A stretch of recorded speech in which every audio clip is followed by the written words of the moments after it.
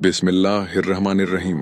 अस्सलामु अलैकुम वरहमतुल्लाहि वबरकातहू। नाजरीन, कभी ऐसा हुआ है कि आपकी जिंदगी में मुश्किलें एक के बाद एक टूटकर बरसने लगी हों? जब सब्र की रस्सियां हाथ से छूटने लगती हैं, जब इंसान अंदर से बिखरने लगता है, तो उसे लगता है कि अब वह बिल्कुल अकेला है। लेकिन हकीकत ये है कि उस तन्हाई में, उस टूटे हुए लम्हे में अल्लाह ताला सबसे ज्यादा करीब होता है। सिर्फ हमारी आंखें उसे नहीं देख पाती, लेकिन हमारी रूह उसकी मौजूदगी को महसूस कर सकती है। आज की इस वीडियो में हम आपको बताएंगे अल्लाह की रहमत से जुड़ी 4 ऐसी रूहानी निशानियां जो अक्सर उस वक्त सामने आती हैं जब आजमाइशें अपने आखिरी मोड़ पर होती हैं, और यही वो अलामात होती हैं जो बताती हैं कि आपकी दुआ अब कबूलियत के बेहद करीब है। जब जिंदगी की हर दिशा बंद नजर आने लगे, हर कोशिश नाकाम हो जाए, हर दरवाजा बंद लगे, तो समझ लीजिए यह कोई सजा नहीं बल्कि रहमत से पहले का सफर है।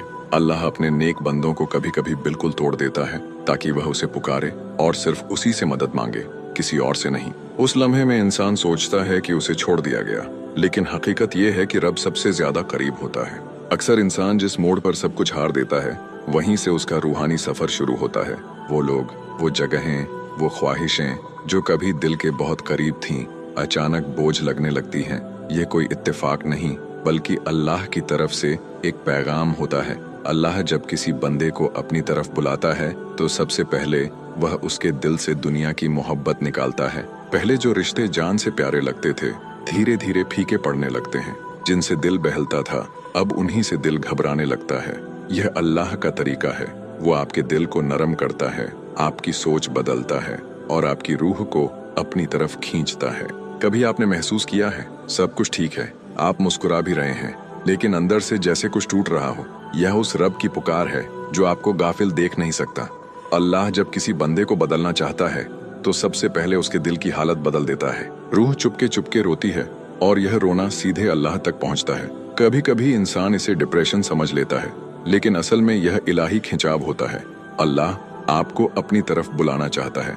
धीरे धीरे मोहब्बत से वह आपके दिल में एक खालीपन छोड़ता है, ताकि आप समझ सकें कि इस खालीपन को कोई इंसान नहीं भर सकता, सिर्फ रब की याद ही इसे भर सकती है।